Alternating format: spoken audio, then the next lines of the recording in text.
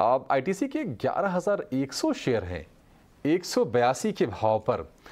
बहुत ही heavy quantity में ख़रीदा है और आप देखिए करीब करीब प्रॉफिट का फिगर आप देखिए 9 लाख रुपए के आसपास का प्रॉफिट हो रहा है इनको।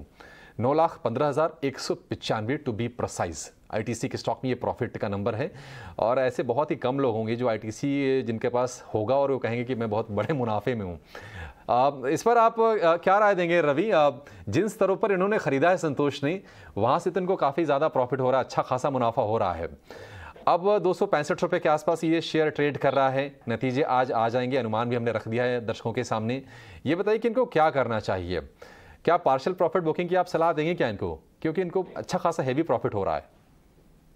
देखिए अभिषेक जी, इनके इन्वेस्टमेंट से क्लियर कट समझ में आता है कि लॉन्ग टर्म इन्वेस्टमेंट पे ज्यादा बिलीव करते हैं। दूसरी तरफ है कि अच्छी बात ये भी है कि आप ईटी स्वदेश को फॉलो भी करते हैं, जिससे समय समय पे इन्हें चेकआउट मिलता रहता है। और मुझे ऐसा लगता है कि अभी इनको ये स्टॉक कंटिन्यू रखना चाहिए। जैसे आपने पहले कहा 250 से 270 की रेंज है, अब धीरे धीरे ये रेंज बढ़ के 280 से 300 के बीच तक पहुंच जाएगी। और ईयर एंड टारगेट की बात करें तो 328 से 330 रुपए तक ये दमखम रखता है स्टॉक, जो कि बढ़ सकता है और अच्छी ग्रोथ के साथ यहाँ पर चल सकता है। आपने फाइनेंशियल नंबर्स देखे ही हैं, प्रॉफिट में भी ग्रोथ है, एबिटा में भी ग्रोथ है, वॉल्यूम में भी यहाँ पर ग्रोथ है। और सबसे बड़ी बात है कि इन्होंने समय समय पे प्राइसेस भी थोड़े थोड़े बढ़ाए हैं, तो उसका भी जो शीट इनकी जो फाइनेंशियल शीट है उसमें भी प्रॉफिट देखने को मिलेगा। तो मुझे ऐसा लगता है कि स्टॉक को लॉन्ग टर्म पे कंटिन्यू रखना चाहिए। लेकिन आपने स्टॉप लॉस खुद ही बता दिया, अगर स्टॉप लॉस इनको सजेस्ट करना है तो 250 की क्लोजिंग स्टॉप लॉस। आप सोच रहे होंगे मैं लंबा स्टॉप लॉस ले रहा हूं,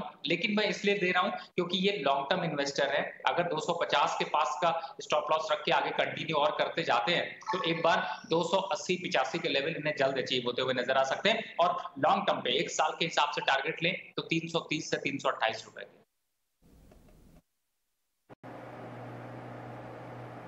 ओके, ठीक है। तो ये राय आईटीसी पर आपको दे दी गई है। लॉन्ग टर्म नजरिया रखना है यहाँ पर ज़्यादा फायदेमंद होगा, ये राय आपको इस वक्त दिलवा दी गई है। पांडे हमारे साथ फोन लाइन पर जुड़ गए हैं। स्वाति नमस्कार, कौन सा शेयर है आपके पास?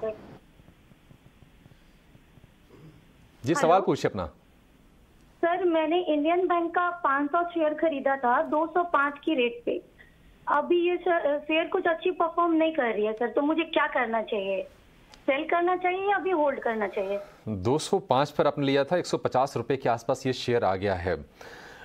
रवि, इंडियन बैंक को लेकर आप राय दीजिए। नतीजे भी इसके थोड़े से कमजोर ही आए थे। हमने देखा था कि कुछ डेफर्ड टैक्स का एडजस्टमेंट था, तो 40-50% के आसपास मुनाफा इनका गिर गया था।